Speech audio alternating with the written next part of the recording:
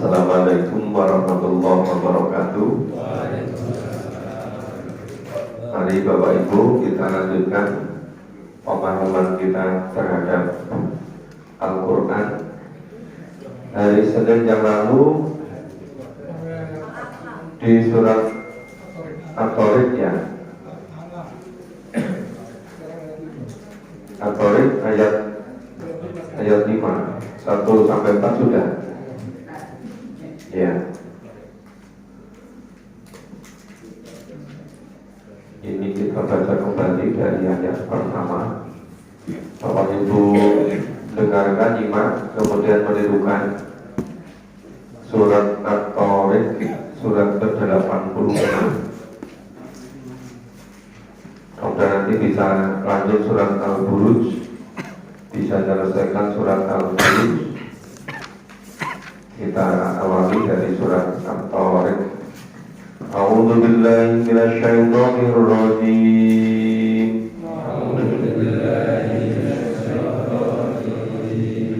Bismillahirrahmanirrahim. Was-samaa'i wat-tariq. Wa ma adraka mat-tariq. An-najmu thaqib. In kullu nafsin lamma 'alaiha hafiz.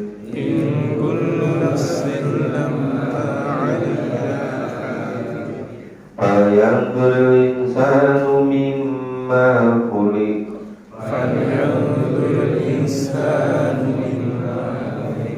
Khuliqa min ma'in dafiq. Yakhruju min baini sulbi wat tara'ib.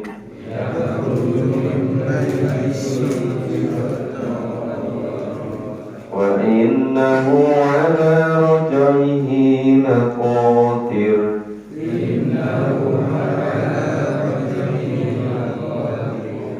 Yauma tublas sarair.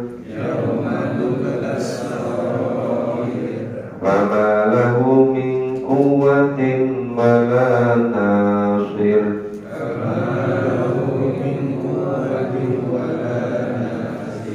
Ya, sampai ayat 10 dulu. Yang ayat 1 sampai ayat 4 yang lalu sudah.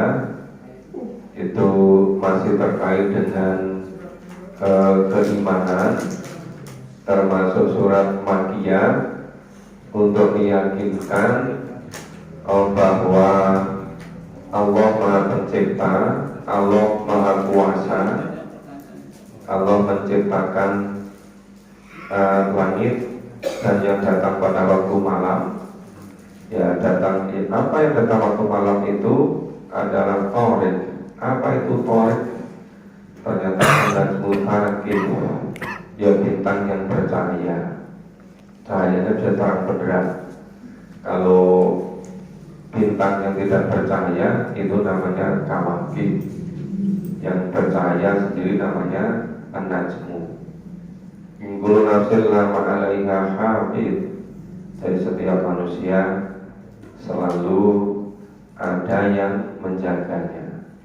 Nah, ayat 5 sampai ayat 10 itu terkait dengan penciptaan manusia dan bagaimana kebangkitan manusia.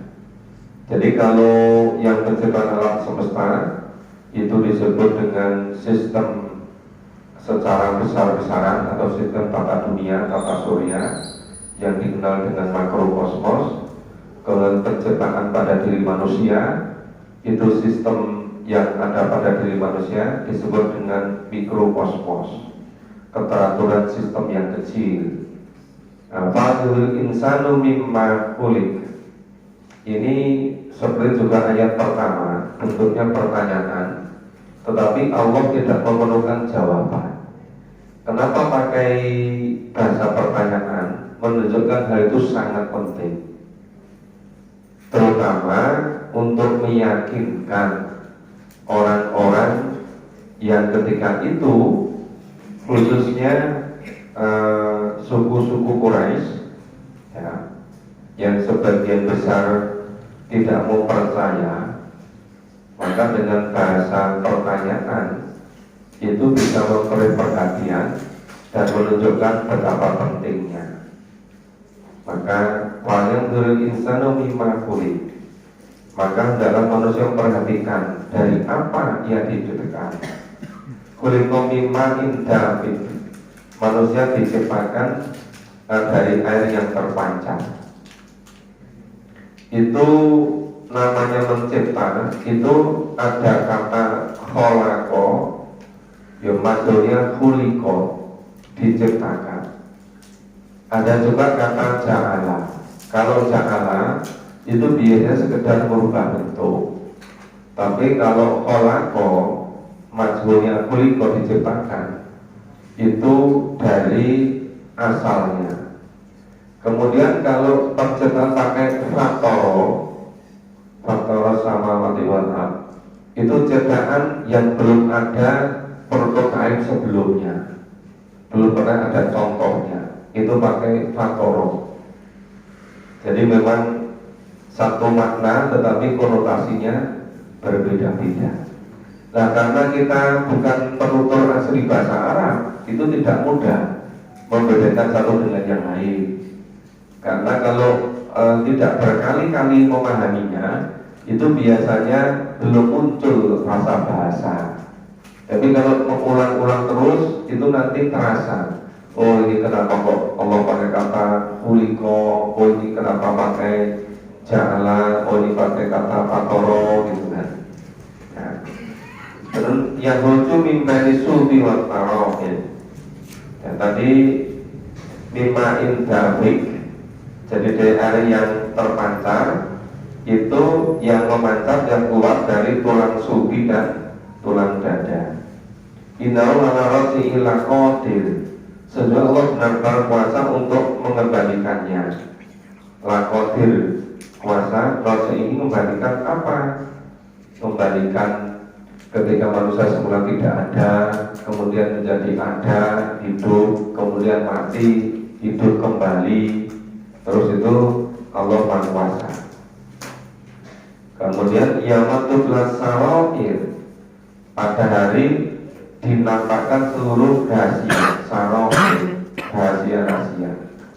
Famalahu min quwwati wala nasir, maka sekali lagi tidak ada bagi manusia, tidak ada kuat, tidak ada kekuatan, wala nasir, tidak ada pertolongan.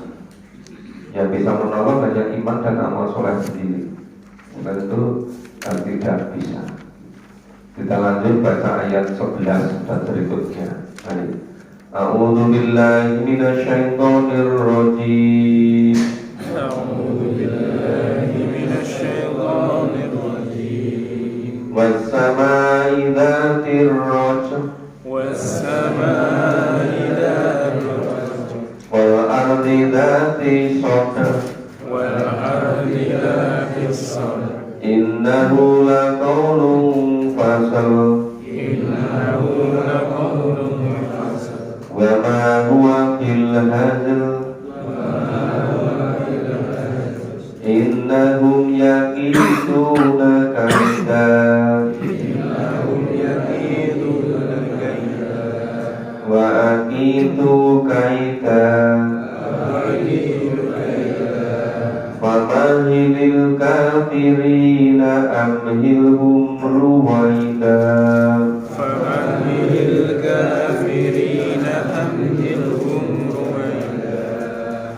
Ya, ayat 11. Bersama idati rojni, ya, dan demi langit zat yang memiliki rojat, dari kata roja'a yaksimu. Rojni itu kenapa diterjemahkan itu air hujan? Nah, proses terjadinya air hujan, semula air yang ada di laut kena sinar matahari menjadi uap, kemudian terbawa oleh angin, biasanya setelah bukit atau terbentur oleh apa itu gelombang angin, kemudian naik pada kedinginan tertentu, setelah sampai kedinginan tertentu turun menjadi hujan. Nanti turun menjadi hujan, menghidupkan tanaman yang sudah mati, bumi yang sudah mati, tumbuh, kemudian dimanfaatkan oleh manusia, binatang, hewan dan seterusnya. Nanti mengalir ke bumi, ke sungai, nanti kembalinya ke laut lagi, terus putaran seperti itu. Itu yang disebut dengan rojik, artinya kembali. Nah, muter terus sistem seperti itu. Itu keteraturan yang luar biasa. Itu kalau apa? Misalnya uap air itu tidak mencapai kedinginan tertentu, kemudian terbawa oleh angin yang terlalu cepat, nggak bisa jadi hujan.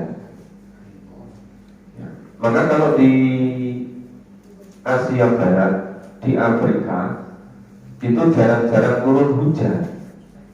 Mungkin itu apa ya? Si uap air dari laut belum cukup sampai ke titik tertentu, anginnya sudah berhembus demikian cepat. Jadi belum bisa jadi hujan, hilang terus jadi uap gitu. Kemudian buat air apa? Air hujan buatan. Bahkan air hujan buatan itu tidak mesti turunnya di tempat yang direncanakan. Di samping juga seringkali hasilnya tidak sebagaimana direncanakan. Dan di samping juga biayanya mahal. Untuk ukuran Indonesia lebih baik untuk beli makan minum untuk fakir miskin kan, daripada untuk bikin air hujan gitu. Kecuali ada peristiwa-peristiwa penting gitu kan. Ya. Kemudian bahwa al-dinati soder, dan demi bumi yang mempunyai tumbuh-tumbuhan. Ya, tadi tumbuh-tumbuhan itu bisa tumbuh karena ada air hujan. Innahu laquran fasal. Innahu sesungguhnya Al-Quran itu betul-betul firman yang fasal. Fasal itu yang memisahkan. Memisahkan apa?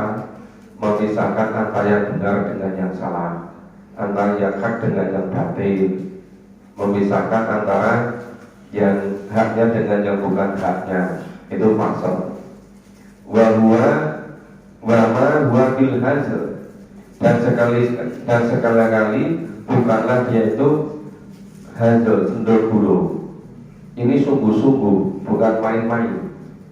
Ya. Innahum yakiduna kaida. Sungguhnya orang-orang kafir itu merencanakan tipu daya. Ya. Tapi tipu daya jahat tadi itu mereka berusaha dengan sebenar-benarnya. Orang kafir itu selalu merencanakan membuat celaka Nabi dan para sahabat, tetapi selalu Allah itu menyampaikan rahasianya. Terus hasilnya selalu tidak sebagaimana yang mereka rencanakan, karena Allah selalu memberitahukan rahasianya. Sampai ketika sudah hijrah pun, itu orang-orang kafir Quraisy akhirnya ya bersekutu dengan suku-suku yang ada di Madinah agar merencanakan pembunuhan pada Nabi, yang diawali dari pengkhianatan perjanjian. Seharusnya perjanjian damai 10 tahun, baru berjalan 1,5 tahun sudah dikhianati. Nah, kemudian ketika terjadi perang Badar, tokoh-tokoh mereka terbunuh, semakin dendam. Begitu dendam, mereka merencanakan pokoknya intinya satu, harus menghabisi Rasulullah. Maka mereka merencanakan berikutnya turun dengan perang Uhud. Tapi ternyata perang Uhud, walaupun kelihatannya mereka menang, tapi tidak pernah berhasil membunuh Rasulullah. Masih gagal juga. Agar mereka berjanji dengan nyusun kekuatan selama 1 tahun berikutnya akan kembali dengan kekuatan berlipat-lipat yang dikenal dengan perang Khandaq atau perang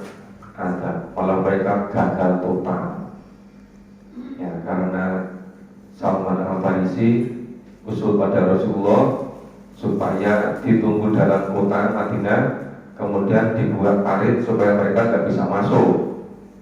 Yang paritnya itu panjangnya hampir 5 kilo, dalamnya 5 meter, lebarnya parit kira-kira 4,5 meter. Kira-kira kuda nggak bisa meloncat. Kalau jatuh ke bawah nggak bisa bangun lagi. Setelah mereka ngepung kota Madinah selama 3 minggu, sudah capek, mulai kehabisan perbekalan, ya. Kemudian Allah menurunkan angin topan, angin puting beliung, kocar kacir semua. Kemudian Allah menurunkan tentara yang tidak kelihatan, yang namanya malaikat. Kemudian ditambah lagi dimunculkan rasa takut di hati mereka. Akhirnya kalang kabut, kocar kacir semua. Dari tentara yang penuh kekuatan 10.000 lebih, padahal umat Islam kira-kira hanya 3.000, masih kurang juga, tapi menang gemilang. Kenapa bisa menang? Karena percaya sepenuhnya pada Allah, Allah yang menolong, Allah yang melindungi. Jadi kekuatan orang Islam itu memang pada Allah. Begitu orang Islam sudah tidak bersepenuhnya pada Allah, dia hilang kekuatannya, hilang gak punya penolong, hilang gak punya pelindung. Jadi innahum yakiduna kaidah, walau mereka merencanakan terus sungguh-sungguh, tapi selalu gagal. Kenapa? Karena wa'akidu kaidah, Allah juga yang membuat perencanaan seperti itu, yang menggagalkan mereka. Wamanilil kafirina kafiruhum ruwaidah. Itu orang-orang kafir itu dikasih tangguh sebentar, ya, tapi akhirnya nanti akan berantakan semua. Dikasih kesempatan sebentar, kelihatannya seperti hebat, seperti menang, tapi ujung-ujungnya itu bisa kalah. Ini sudah selesai pemahaman terhadap surat At-Tariq. Jika ada yang perlu bertanya silakan. Kalau nggak ada yang tanya, dilanjutkan dulu surat Al-Buruj. Oke, lanjut dulu. Bismillahirrahmanirrahim. Bismillahirrahmanirrahim. Was-samaa'i dzatil buruj. Was-samaa'i dzatil buruj. Wal yaumil maw'ud. Wal yaumil maw'ud. Wa syahidin wa mashhud. Kutila ashabul ukhdud. Kutila ashabul ukhdud. An-nari dzatil waqud. An-nari dzatil waqud. Idhum 'alaiha qu'ud. Idhum 'alaiha qu'ud. Wa hum 'ala ma yaf'aluna bil mu'minina syuhud. Wa hum 'ala ma yaf'aluna bil mu'minina syuhud. Wa ma lakum minhum illa an yu'minu billahil azizil hamid. Wa ma lakum minhum illa an yu'minu alladzi lahu mulku samawati wal ardh. Alladzi lahu mulku samawati wal ardh. Wallahu ala kulli syai'in shahid. Wallahu ala kulli syai'in shahid. Salah satu cara untuk memperkuat keimanan para sahabat, orang-orang mukmin, itu selalu ikut dalam kebersamaan fisabilillah. Semakin sering terlibat, itu semakin intens proses internalisasi keimanan, semakin kuat keimanannya. semakin jarang-jarang ikut fisabilillah, itu semakin lemah keimanannya. Nah, makanya kenapa mulai periode Mekah seterusnya itu selalu silih berganti, yang namanya perjuangan terus menerus seperti itu. Nah, kemudian yang surat Al-Buruj ini salah satu cara yang lain bagaimana Allah mendidik Nabi dan para sahabat supaya kuat imannya itu dengan ada kisah. Nah, supaya kisah ini betul-betul itu sudah fokus, ya, sudah siap, maka diawali dari wasama'i dzatil buruj. Ya, Allah bersumpah dengan ciptaan-ciptaannya dan demi langit yang memiliki gugusan bintang. Yang namanya gugusan itu jumlahnya banyak, ya, bintangnya itu beribu-ribu, malah katanya bisa jutaan itu. Kemudian bayaumal maut, ya, pada hari yang dijanjikan, wasahidi wa mashhud, dan yang menyaksikan dan yang disaksikan. Ini saksikan apa? Ini yang ayat 1, 2, 3 itu mengkondisikan sebagai pendahuluan untuk memfokuskan perhatian. Nah, intinya mulai ayat 4 itu kutilah ashabul ukhdud, ya, dari kata kotala kutilah. Terjemah harfiahnya itu kotala itu membunuh, kutilah terbunuh. Tapi ini juga bisa dimaknai tercela, terlaknat. Ya, tercela, terlaknat siapa? Ashabul ukhdud, pemilik atau pembuat, siapa saja yang terlibat dalam pembuatan parit. Tapi ini paritnya itu sama sekali berbeda dengan parit dalam perang Khandaq atau perang Ahzab atau perang parit. Ini parit kisah yang terjadi, disebutkan di berbagai sumber, itu kira-kira tahun 534 Masehi. Jadi sebelum Rasulullah lahir. Rasulullah lahir kan 571 kan. Nah, ini terjadi 534 Masehi. Kejadiannya di namanya Najran. Najran itu sekarang masuk ke daerah Yaman, perbatasan dengan Saudi. Di kota Najran itu ada penguasa yang luar biasa kuatnya, tapi penguasa itu sangat ingkar, sangat zalim dan sangat kejam. Ya, penguasa tadi memerintahkan rakyatnya untuk membuat parit.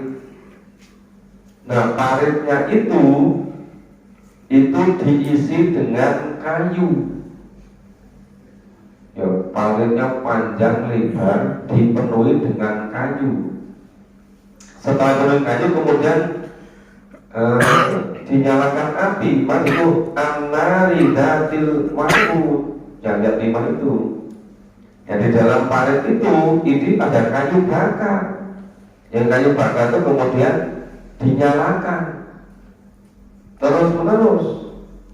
Nah, itu pun mengalaiha kuku ketika mereka nunggu di sekitar parit yang berisi api yang menyala-nyala tadi. Kenapa itu kok dibuat parit? Biar panasnya itu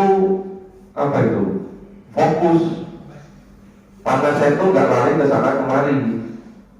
Itu kalau yang kayu bakar hanya di atas padang pasir, itu panasnya mencari kemana-mana, terbawa angin. Tapi buat parit yang dalam supaya panasnya ngumpul gitu.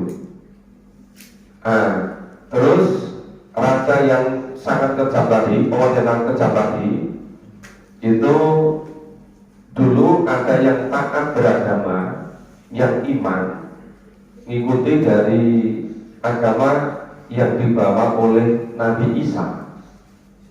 Jadi itu prinsip imannya juga mengesahkan Allah, juga menghambakan diri pada Allah.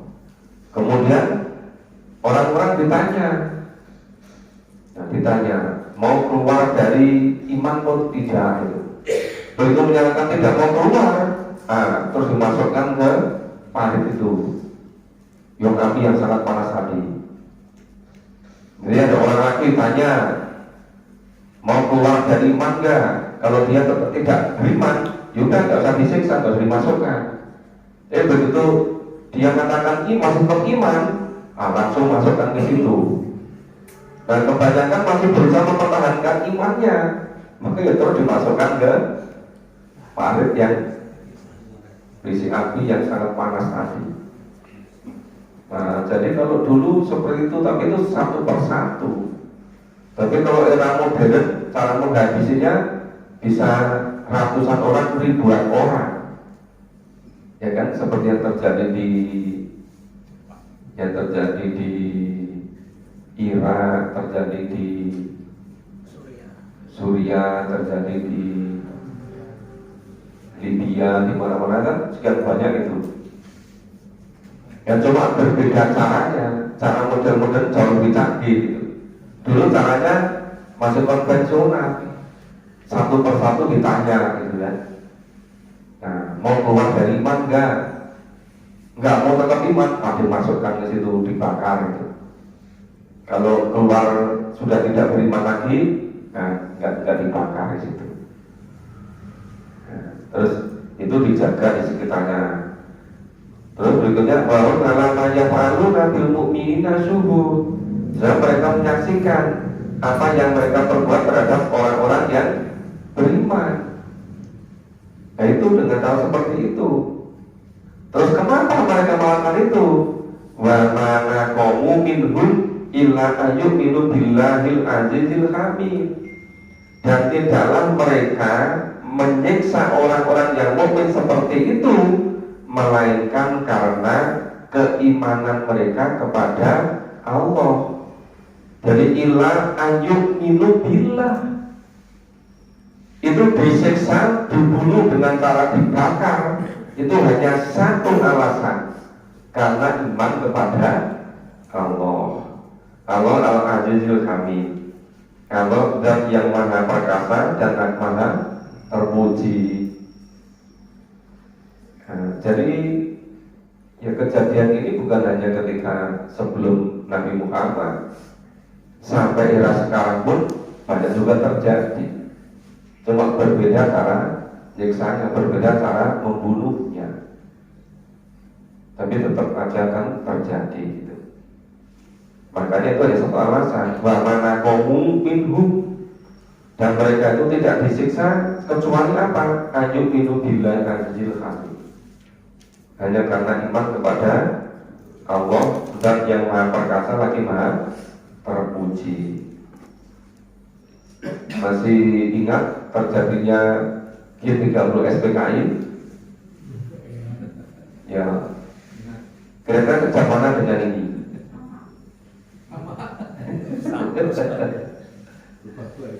Cuma itu yang dipilih kan orang-orang yang terhebat kan? Tapi ini semua orang yang beriman ini yang di sini. Tapi penduduknya kan belum sebanyak era modern sekarang. Itu tahun 530-an bahkan sebelum Nabi Muhammad lahir itu. Nah, alladzi lahu mulku samawati wal ardh. Nah, yang mempunyai kerajaan langit dan bumi. Ini jelaskan Allah Aziz dan Hamid tadi, yang memiliki kekuasaan langit dan bumi. Wallahu ala kulli syai'in syahid.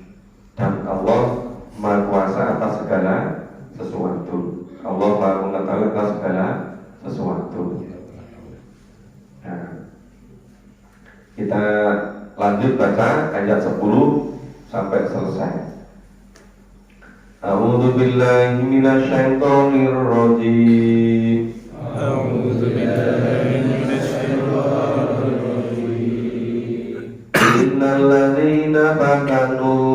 mu'minina wal mu'minat. Innal ladzina fatanul mu'minina wal mu'minat Thumma lam yatubu falahum adzabu jahannama wa lahum adzabul hariq. Thumma lam yatubu falahum adzabu jahannama wa lahum adzabul hariq.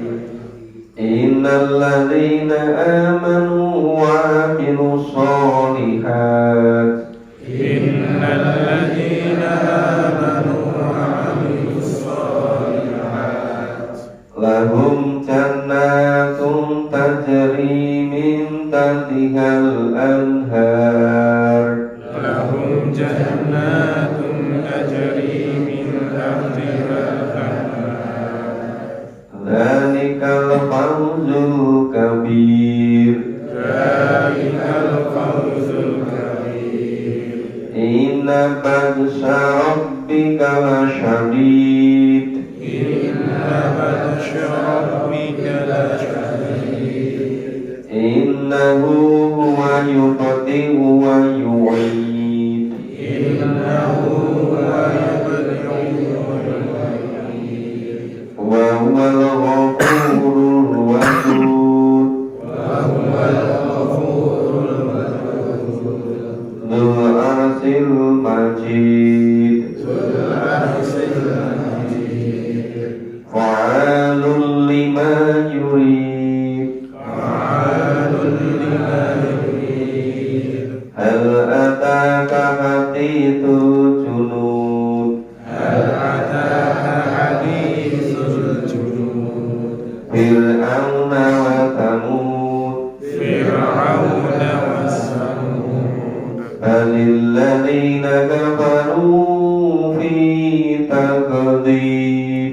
Balil ladzina kafaru fi takdzib. Wallahu min waraihim muhit. Wallahu min waraihim muhit. Bal huwa Qur'anun majid. Bal huwa Qur'anun majid.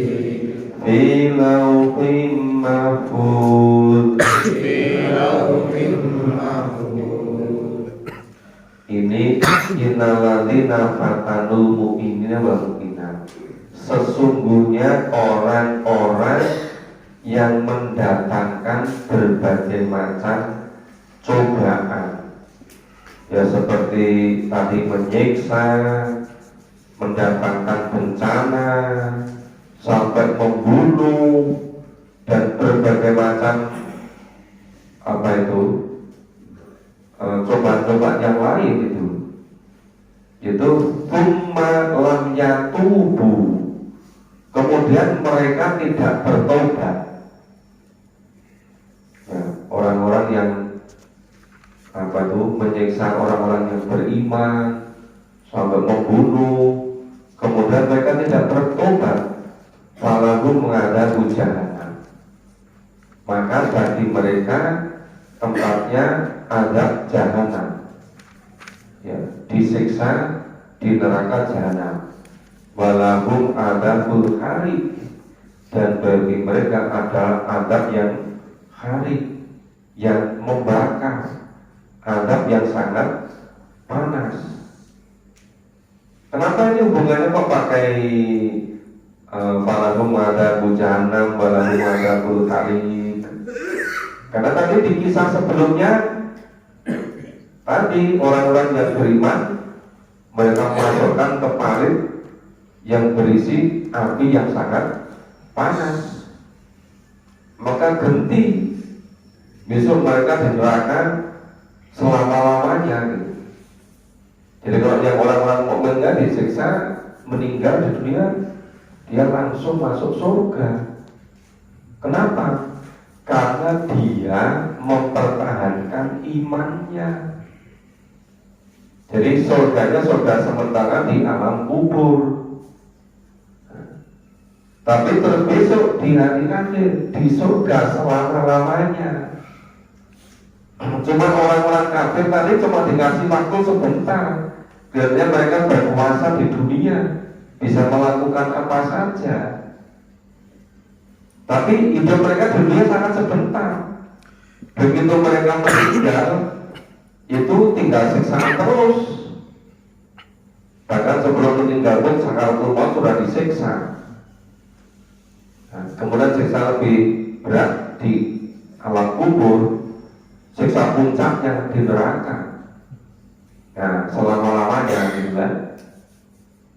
Nah, makanya kenapa itu kok ngadabul hari, kok siksanya itu jahanam, api yang sangat panas. Karena mereka tadi juga nyiksanya dengan api, orang mukmin. Dan innalladzina amanu wa amilus sholihat, sebaliknya orang-orang iman dan amal soleh, lahum jannatun tajri min tahtiha al-anhar, dzalikal fawzul kabir. Ini berkaitannya dengan tadi malam itu yang kami sampaikan di Samisari itu. Karena hampir pertama rata pada orang Islam punya keyakinan masuk surga bukan karena amal, ya kan? Dan masuk neraka bukan karena kesehatan kesalahannya. Rata-rata keyakinan masuk surga itu karena rahmat Allah, bukan karena iman dan amal solehnya. Maka yang betul yang di sini, ya, lahum jannatun tajri min tahtiha al-anhar, dzalikal fawzul kabir. Jadi mereka itu, ya, itu masuk surga karena apa? Amanu wa amilu sholihat, iman dan amal soleh. Jadi kalau tidak mau iman dan amal soleh, jangan berharap masuk surga. Enggak mau iman, enggak mau soleh, tapi kadang-kadang itu dapat rahmat dari Allah. Ya, bisa begitu. Iya, jadi harus iman dan amal soleh. Nah, kalau punya iman dan amal soleh, baru mereka tempatnya di Jannatul Ta'ala, di surga yang mengalir di bawahnya sungai-sungai. Dari kal fawzul kabir, dan itu fauz itu Allah kasih maghfirah, kemudian masukkan ke surga. Di situ bukan sekedar keberuntungan, bukan sekedar kemenangan. Karena Allah mengampuni kesalahan-kesalahannya dan memasukkannya ke surga. Itu yang dimaksud dengan fauz. Ya, fauzul kabir. Diampuni kesalahan-kesalahannya, dimasukkan ke surga. Inna basara bika lasyadid, sesungguhnya Tuhan benar-benar keras. Ini kembali kepada orang-orang kafir tadi yang senangnya mengganggu orang-orang yang beriman dan beramal soleh itu. Inna huwa yubdi'u wa yu'i, sehingga dia Allah itu menciptakan dari yang awal permulaan dan yang wa yu'i, dan menghidupkannya kembali. Nah, itu ada juga kan, selain pemahaman manusia semua tidak ada, diciptakan, hidup, mati, hidupkan kembali. Tapi ada juga yang disiksa neraka itu saking gak kuatnya, itu sampai habis-habisan mati, hidupkan kembali, mati lagi, begitu. Nah, itu yang disebut dengan inna huwa yubdi'u wa yu'i wal ghafurul wadud, dan dia Allah Maha Ghafur, Maha Pengampun, dan Wadud, Maha Pengasih. Dari kata wadud ini terkenal di masyarakat jadi mawadah. Mawadah dari kata wadud, ya pengasih. Maka kalau punya apa itu ya, ciri mawadah, wadud, itu selalu apa ya, selalu bersyukur, selalu senang. Misalnya diberi sedikit, merasa diberinya banyak gitu. Jadi sebenarnya yang memberi sebetulnya sudah banyak, tapi merasa baru sedikit. Nah, itu yang memunculkan mawadah. Bukan yang sebaliknya itu sudah dikasih banyak, masih merasa sedikit. Jadi kebalikan. Tapi kalau mawaddah itu Allah, bagi Allah memberikannya sangat sedikit, tapi bagi kita sudah merasa luar biasa banyak. Itu namanya wadud. Dzul arsil majid, ya Allah yang memiliki ars, yang memiliki singgasana, majid yang mulia. Fa'alu lima yuri, ya Allah maha kuasa untuk, dari kata fa'ala dari fa'al, ya kuasa berbuat lima yuri terhadap apa yang diinginkan dan dikehendaki. Hal antara hadil junub, sudahkah datang kepadamu berita tentang kaum junub, penentang? Ya kaum penentang itu menentang siapa? Menentang utusan Allah, menentang Nabi, menentang Rasul, tidak mau percaya, tidak mau iman, bahkan memusuhi. Contohnya siapa? Fir'aun wa Thamud. Contohnya Fir'aun dan kaum Thamud itu. Nah, dari nanti kafaru takdi, sebenarnya orang yang kafir itu selalu mendustakan. Ya, namanya orang kafir ya dusta. Kalau nggak dusta namanya bukan kafir. Ya. Itu rangkaiannya. Orang kafir itu selalu ini fatanul mu'minin dan selalu kadhib itu. Itu sudah jadi satu kesatuan itu. Maka dari nanti kafaru fi takdi. Wallahi waraihim muhib. Padahal Allah itu mengepung mereka dari belakang, waro dari belakang. Jadi sebetulnya ini juga bisa menunjukkan dari segala dulu yang menunjukkan bahwa mereka tidak akan pernah bisa lolos karena dikepung gitu. Bahwa Qur'anul Majid, bahkan yang mereka dustakan itu juga Al-Quran. Jadi kalau para nabi, para rasul yang sebelum-sebelumnya itu didustakan oleh umatnya, Nabi Muhammad juga didustakan. Nabi Muhammad diturunkan wahyu, kemudian dihukum di Quran, Qurannya didustakan juga. Itu di Lauhul Mahfuz. Ya, kitab yang tersimpan di Lauhul Mahfuz. Ini sudah selesai surat Al-Buruj, pembahasan secara cepat, secara ringkas. Kalau ada yang bertanyakan dari surat tadi, dua surat, ya surat At-Tariq sama Al-Buruj, silakan Bapak Ibu. Assalamualaikum warahmatullahi wabarakatuh. Pada dasarnya kebanyakan orang Islam itu kan belum banyak belajar tentang Al-Quran, ya Pak. Kalau bisa diadakan survei, barangkali orang yang memahami Quran dan yang tidak itu banyakkan yang tidak memahami Quran. Itu disebabkan karena mungkin mereka belum pernah mendapatkan semacam ilmu Al-Quran itu dari orang-orang di sekitarnya, karena mungkin tidak banyak orang yang bisa memberikan pengertian. Dalam hal ini kebanyakan orang Islam juga tidak berilmu tentang Al-Quran itu sendiri, sehingga Al-Quran tidak dapat disebarluaskan dengan baik kepada semua umat Islam. Yang menjadi pertanyaan, kalau kebanyakan orang Islam itu bisa dikatakan tidak mempunyai ilmu, sehingga banyak sekali orang tidak berilmu tentang Al-Quran itu dengan sendirinya karena tidak banyak orang yang menyebarkan. Nah, sekarang yang jadi pertanyaan itu, beban apakah yang dibebankan kepada warga umat Islam sehingga nantinya pengertian tentang ilmu kajian Quran itu bisa dapat menyebar kepada orang-orang yang mungkin sama sekali tidak pernah mau belajar, dengan mungkin karena kemalasannya atau karena memang tidak ada orang yang bisa menyampaikan.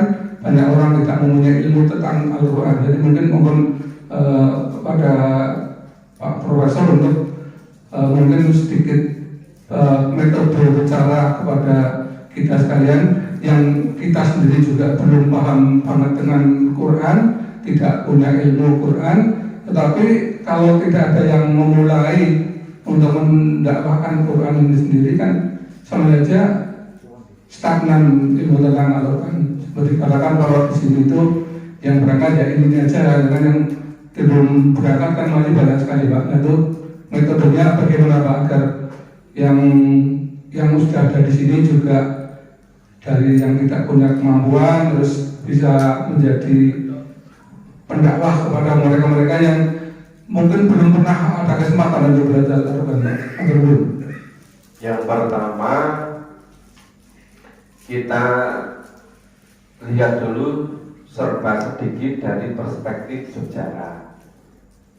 Jadi dulu ketika mulai abad ke-8 itu para dai, para saudagar Muslim dari Timur Tengah ya sampai ke Nusantara.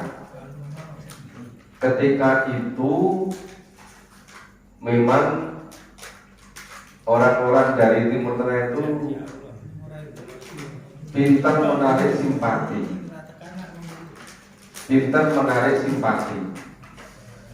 Jadi misalnya amal-amalnya itu mereka ke Nusantara sambil berdagang, tapi pusat-pusat pemberhentian dagang mereka, tempat bermalam mereka itu menjadi cikal bakalnya munculnya pesantren-pesantren. Karena memang orangnya menyenangkan, jujur, membantu ini itu. Nah, kemudian Islam cepat sekali berkembang di Nusantara dari ke-8 itu. Sehingga abad ke-13 itu hampir seluruh Nusantara sudah Islam. Nah, cepat sekali kan? Padahal singkat lupas gitu. Nah, kemudian ketika kebangkitan Eropa itu mulai abad ke-14, kemudian mereka mencari hasil bumi ke arah timur itu pada tahun 1522 masuk abad 16 mereka mulai berlabuh di Ternate Tiduri. Ternyata itu daerahnya itu daerah penuh dengan ini rempah-rempah, itu sangat mereka butuhkan. Dan di situ ada kerajaan-kerajaan Muslim. Jadi ketika awalnya itu dari Portugis, ya, Spanyol, terus silih berganti. Itu sampai kemudian supaya mereka nggak berebut, akhirnya pada tahun 1605 itu disepakati mendirikan VOC. Dan ketika itu di Nusantara itu kira-kira ada 200-an kerajaan Islam, kesultanan Islam ya, pada abad-abad itu.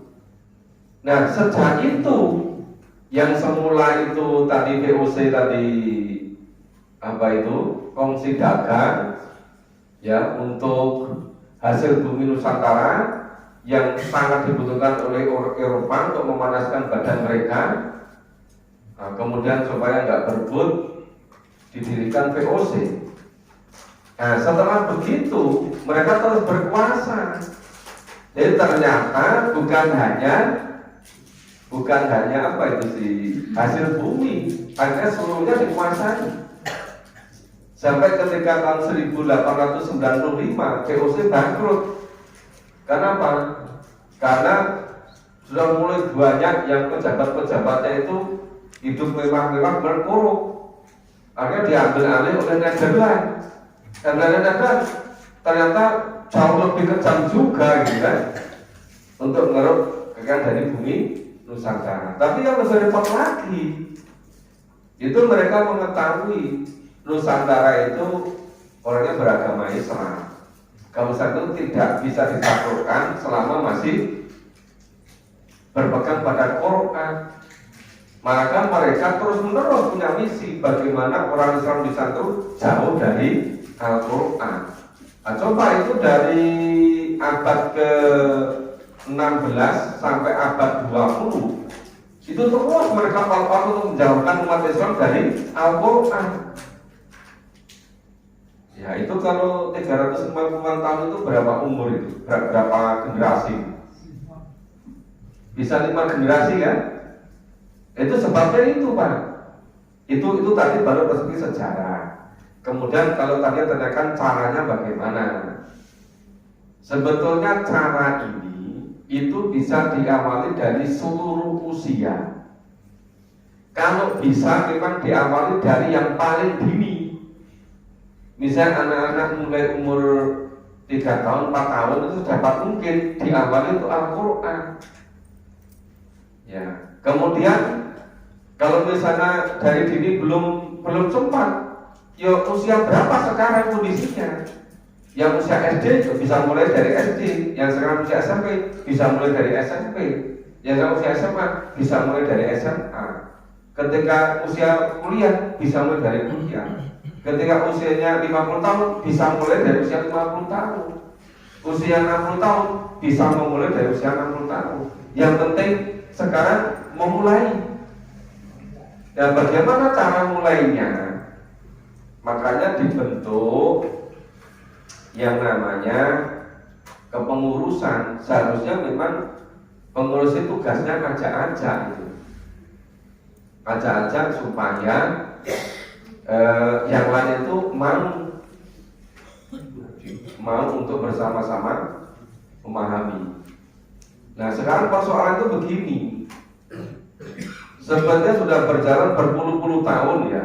Mungkin ada yang dari tahun 70, tahun 80. Itu sebagian besar umat Islam itu memahami Qur'annya itu ketika hanya pengajian mulai peringatan-peringatan. Itu kan adanya nggak memadai sama sekali.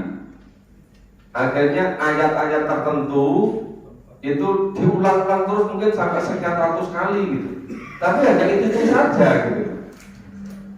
Terus sebagian besar pendidikan agama melalui pendidikan formal.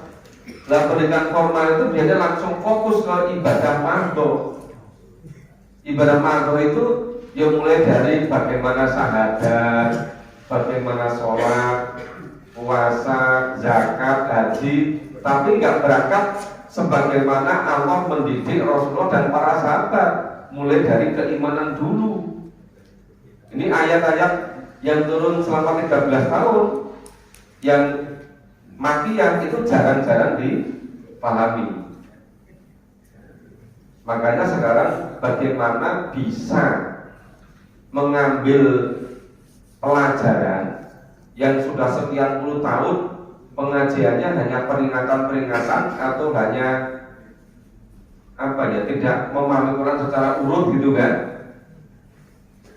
Ternyata setelah sekian puluh tahun nggak banyak perubahan. Nah, tapi anehnya itu gini, ketika semula vakum nggak ada kajian, kemudian kita mulai, setelah dimulai literatur malah pengurusnya sendiri malah mempromosikan yang kajian umat-umatan tadi gitu. Itu kan jadi aneh gitu. Sudah punya kajian yang istiqomah sudah berjalan hampir 1,5 tahun ya. Loh kok malah mengurono ini itu loh Pak, nggak fokus itu loh. Nah ini kan berarti menghilangkan yang ini sudah istiqomah, sudah bagus, mau tinggalkan kembali yang model anget-angetan tadi gitu, musim-musiman itu. Ya mestinya harus istiqomah, jangan begitu, jangan mudah hanyut ke sana kemari gitu.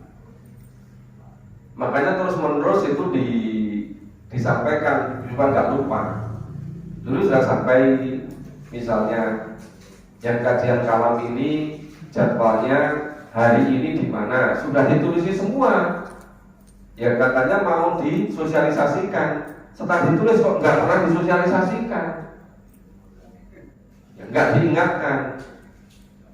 Dulu kan pas sudah dibuat agama itu kan, misalnya mulai dari minggu malam di Samisari, kemudian tiap pagi di masjid kelurahan, kemudian Senin malam di sini, Selasa malam di Masjid Taqwa, terus Selasa maghrib di Al-Ikhlas Pemudaran, yang sementara berhenti karena ada yang meminta tetapi yang pengurusnya belum secara resmi minta lagi gitu, sementara masih stop dulu. Terus yang hari Jumat malam di rumahnya Pak Edi di Pertamina, terus yang Minggu sebulan sekali di Kabunan, terus 8 sekali malam Kamis di sini gitu kan. Nah, itu kan seharusnya diinformasikan, misalnya berapa hari sebelum jadwalnya itu tuh disampaikan terus, udah tular gitu kan, melalui WA gitu. Tapi ini gitu, tidak begitu semangat untuk menyampaikan pada yang lain, gitu. Sehingga cenderung untuk lupa, bahkan malah pengurus sendiri yang disosialisasikan malah pengajian yang lain, bukan pengajian ini kan jadi aneh gitu loh. Nah, terus misalnya tadi pagi waktu mau selesai ngaji di Masjid Quran sudah diberitahukan jadwal nanti malam di Masjid Al Mubarak di Utara Blok Jogowarto. Kok malah yang dikirim ke WA grup pengajian kalam itu malah pengajian yang lain gitu. Saya tadi acaranya ini padat sekali pas acara, tapi di salah banyak loh. Kok malah dipromosikan, disosialisasikan malah bukan pengajian kalam gitu. Nah, kok jadinya seperti ini gitu. Jadi sebetulnya ini Pak, kalau mencontoh apa yang dilakukan Nabi para sahabat dulu, memang itu semangatnya itu nggak pernah kendor dan terus nggak pernah berhenti gitu loh. Sahabat itu dulu begitu sampaikan apa yang kau dapat dariku, itu terus nggak pernah berhenti Pak, terus menyampaikan pada yang lain sampai mereka itu ibaratnya gentian, bagaimana ada perwakilan yang bisa mengikuti Rasulullah, tapi dapat maju terus sampaikan ke yang lain terus begitu. Tapi begitu Rasulullah sudah wafat, itu ke seluruh penjuru dunia. Dan itu mereka ini yang betul-betul bisa menyelamatkan hidup di akhiratnya, yang bisa bilillah ini. Maka mereka all out gitu. Nah, kalau misalnya kita itu bisa mencontoh kesungguh-sungguhan dari para sahabat, insya Allah kan jadi Pak. Ya tentu saling mengingatkan. Makanya kenapa ini kok ada yang bagian ini tuh supaya bisa masing-masing berfungsi gitu. Jadi kalau tadi kembali ke depan, caranya bagaimana? Cara itu kalau mencontoh Rasulullah dan para sahabat, itu memang awal dulu itu dari door to door, secara langsung nyampaikan satu persatu dimanapun kapanpun. Ya, tapi masih massal terus itu, di mana saja, setiap ada kesempatan. Nah sekarang sudah tertolong sebenarnya dengan media kan. Nah cuma seringkali medianya bukan digunakan untuk dakwah ngajak memahami Quran, malah cerita aneh-aneh itu yang banyak dikirim ke situ. Oke guyone gitu. Kok kayak orang guyon itu satu terusnya gitu loh. Itu kan banyak WA group yang lebih banyak digunakan untuk yang langit pun malah pun daripada untuk yang dakwah Quran gitu kan. Tapi seandainya kita itu bisa mencontoh apa yang dilakukan oleh para sahabat, insya Allah itu bisa memutus mata rantai kita, bisa memulai Pak. Ya. Tentunya kalau kita itu memulai simple kok, asal ada yang bertanggung jawab, berapapun orangnya, istiqomah, pasti jadi. Tapi kalau misalnya ketika mau ngaji, yang mokoi malah saya nggak datang, nah itu mesti bubar Pak. Iya kan? Nah saya mokoi itu saya nggak datang, mesti bubar itu. Mokoi itu mingang-mingung awal itu loh Pak, tolak-tolak yang tinggi gitu. nggak fokus itu, nggak istiqomah ya, nggak jadi kalau begitu. Jadi betul-betul istiqomah gitu. Karena gini, yang namanya persoalan keimanan itu kan terkait dengan hal-hal yang gaib. Itu semakin sering kita dengar, kita ikut mengucapkan, kita ikut kebersamaan, itu ada proses internalisasi. Semakin sering, semakin kuat. Semakin jarang-jarang, ya semakin timbul tenggelam, Pak. Lebih banyak tenggelamnya dari timbulnya. Kalau lama terus hilang gitu. Jadi kalau mencontoh Rasulullah dan Rasulullah itu simbol sekali. Tidak pernah mau berhenti, terus saja gitu. Melalui berbagai macam forum, seluruh kesempatan digunakan. Yang di ngobrol, kesempatan kapanpun, dimanapun selalu ngajak itu, ngajak yang lain. Jadi di momentum apa saja gitu. Tapi memang harus ada yang ini istiqomah urut gitu. Jangan sudah ngaji istiqomah urut, kepengen bising tadi, udah kajian kumat-kumatan tadi, nanti hilang lagi itu. Itu kan hanya musim-musiman pas mau ada peristiwa-peristiwa tertentu saja. Habis itu ya hilang lagi gitu. Nah kalau sudah berapa puluh tahun selalu begitu, mungkin sudah dari tahun 70-an ya Pak Darman.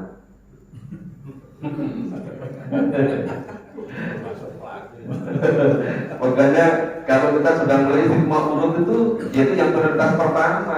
Jangan kembali yang model umat-umatan tadi. Biasanya itu hanya 5 tahunan sekali gitu. Nanti berapa bulan habis itu hilang lagi, nanti tidur lagi, nanti mendekati bangun lagi. Kayak gitu-gitu kan berapa puluh tahun itu. Nah itu harus dirubah. Harus betul-betul ngaji itu ya minal lagi nggak lagi. Ini sebetulnya kalau kita itu misalnya sehari bisa 2 kali saja, tapi diurutkan, mungkin kalau di sini urut dari belakang, mungkin di mana urut dari tengah, mana urut dari depan, itu nanti bisa ketemu. Mungkin nggak nyampe 2 tahun udah selesai. Kalau bisa begitu gitu. Misalnya kalau yang di Masjid Quran itu sudah mau selesai 7 juz ya, itu prioritas juz 30 sampai juz 21. Karena itu sudah selesai bisa mulai dari juz 11 atau dari awal gitu kan. Nah ini yang belum terbagi antara sini dengan yang di rumahnya Pak Edi, masih sama-sama dari belakang. Nah itu nanti kalau sudah selesai salah satu, jangan semuanya dari belakang gitu, supaya nggak tepuk gitu. Mungkin satunya mulai dari juz berapa, apa 21, apa juz 25, apa juz 26 gitu. Sehingga antara di sini dengan sana itu bisa berbeda. Jadi mungkin ada juga yang mulai dari juz 1 dari paling awal gitu. Sehingga nanti kan bisa mempercepat. Itu sementara begitu Pak. Semoga bisa dipahami. Terima kasih semuanya. Oke, oleh Pak. Oke, oleh. Itu yang pernah disampaikan Profesor dalam surat Al-Hadid ayat 16 itu. Bagaimanakah cara atau metodenya untuk membentuk hati yang khusyuk antasa milik billahi wa manajala minal haq, untuk membentuk hati yang khusyuk ingat pada Allah dan mematuhi apa yang diwajibkan oleh Allah itu yang hak. Nah ini seandainya ada metode seperti itu untuk membentuk hati yang khusyuk dari itu. Yaitu kalau kita sekali lagi cuma sekarang itu hampir semua lebihkan formal itu acuannya bukan pada Quran. Kalau acuan Quran itu jelas sekali. Jadi semula malaikat membacakan, Nabi mendengarkan. Terus Nabi menirukan. Allah menjamin. Allah yang mengumpulkan pada Nabi dan membacakannya. Nah, terus setelah selesai dibacakan, ikuti bacaannya. Nanti Allah yang akan menjelaskannya. summa nilainya banyak. Nah, cara-cara seperti itu sekarang jarang-jarang Pak. Misalnya secara langsung, oh ini dengarkan bertahap terus diulang-ulang, didengarkan, diturunkan, dengarkan terus beruntun begitu gitu. Sekarang modelnya kan maunya model instan. Model instan. Model instan itu maunya cepat-cepat. Tapi terbatas pada membaca. Rata-rata sekarang itu yang sering baca Quran itu belum ngerti apa yang dibaca. Bahkan ketika di beberapa tempat saya tanya, misalnya ada yang hafal 5 juz, 10 juz, saya tanya ngerti maksudnya, ternyata nggak ngerti maksudnya. Ya sampai ada keponakan itu, yang satu hafal 30 juz, masuk ke kedokteran karena hafal itu, ditanya ngerti maksudnya, nggak ngerti, dikit-dikit. Yang satu lagi sekarang masih di SMA, tapi sudah hafal juga 30 juz. Ketika tak tanya, ya hanya menghafal saja, tapi tidak ngerti. Padahal Al-Quran diturunkan yang pokok itu untuk pedoman hidup. Nah ketika zaman Nabi itu memang ketika kekuatannya pada hafalan, karena belum terbudaya bahasa tulis baca. Tapi apa? Nah kalau sekarang itu sebetulnya kan yang ditekan itu pemahaman dan pengamalannya. Tapi yang banyak terjadi masih berhenti pada hafalan, belum memahami dan mengamalkannya. Tapi kalau caranya bagaimana? Caranya coba setiap baca berusaha mengetahui apa isi dari yang dibaca. Tidak usah terlalu banyak, orasa balapan, orasa lomba cepet-cepetan. Tapi selalu ngerti apa maksudnya gitu loh Pak. Bertahan. Itu nanti asal istiqomah terus menerus itu ya 2 tahun, 3 tahun, 4 tahun insya Allah paham Al-Quran. Asal dengan maksudnya. Kalau misalnya dengan bahasa Arabnya itu sulit, dibaca terjemahan sebelahnya. Karena ini kan terulang-ulang, bahasanya terulang-ulang. Begitu sering ditemui, nanti lama-lama ngerti maksudnya. Kalau ada yang belum tahu artinya, lihat terjemahnya di sebelahnya. Kalau rajin begitu, nah itu nanti jelas ada perubahan. Yang selama ini berhenti pada membaca, tapi sekarang berusaha mengetahui maksudnya, terus berusaha untuk mengamalkannya gitu. Jadi sekarang yang perlu dibudayakan bukan hanya membaca, tetapi harus ngerti apa yang dibaca. Itu tahapan-tahapannya begitu. Begitu Bapak Ibu, waktunya sudah lewat ini. Ya, semoga bermanfaat. Mohon maaf kalau ada kurang salahnya. Insya Allah kita lanjutkan ke Senin yang akan datang. Tapi kalau Bapak Ibu ada yang ini istiqomah ke setelah sholat subuh di Masjid Quran, bisa lebih cepat lagi. Terima kasih semuanya. Wassalamualaikum warahmatullahi wabarakatuh.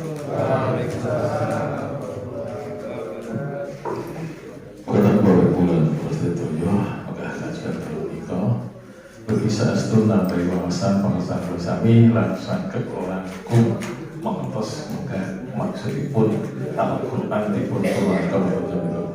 Saya setuju panji kita menghadapi merawatnya pengaturan Quran itu kita dari gurunya kita sendiri, dari keluarga kita sendiri, daripada zaman kita sendiri. Kadang-kadang kita informasikan mereka pun juga mendengar tapi juga tidak ada. Pun itu kita prioritaskan ini sakit bahwa sama kayak kagem contoh-contoh orang yang jadi manusia. Paling Bapak Ibu yang boros jauh dengan sampun tabuh kali itu selalu nangkum sampai menit ngobrol kajian yang dalam itu kita mau kasih waktu kawasan tabuh hotel. Alhamdulillah untuk beliau berberangkan memampaikan di corong kata kekirangan walaupun yang bersantren, kalau yang masalah kita buat